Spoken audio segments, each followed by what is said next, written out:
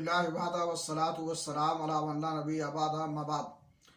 नाज़रीन कराम, दुरूसी सीरत में आज के दर्स का उन्वान है अबू जहल की ईज़ा रसानी।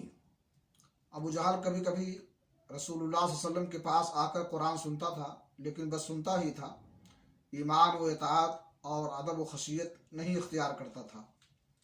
वो रसूलुल्लाह सल्लल्लाहु अलैहि वसल्लम को अपनी बात से असियत पहुँचाना चाहता था और अल्लाह की राह से रोकता था।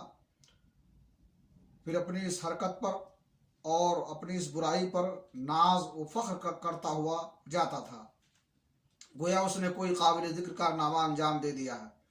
कुरान मजीद की आयत उसी के बारे में नाजिल हुई हैं। फ़ला सद्दक़ वला सल्ला, ना उसने सदका दिया और न नमाज पढ़ी, बल्कि झुठलाया और पीठ फेरी। फिर वो अकड़ता हुआ अपने घर वालों के पास गया। तेरे खूब लायक है, तेरे खूब लायक है। उस शख्स ने पहले दिन जब नबी सल्लल्लाहु अलैहि वसल्लम को नमाज पढ़ते हुए देखा तो उसी दिन से आपको नमाज पढ़ने से रोकता रहा।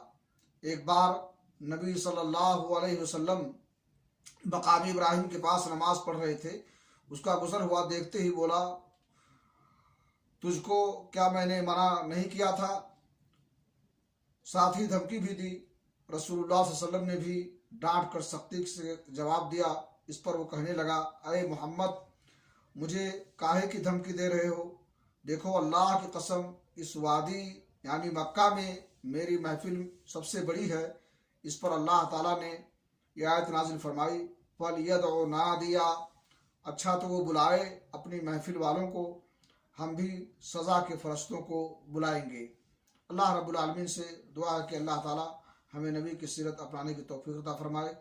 व आखिर दअवाना अल्हम्दुलिल्लाहि रब्बिल आलमीन।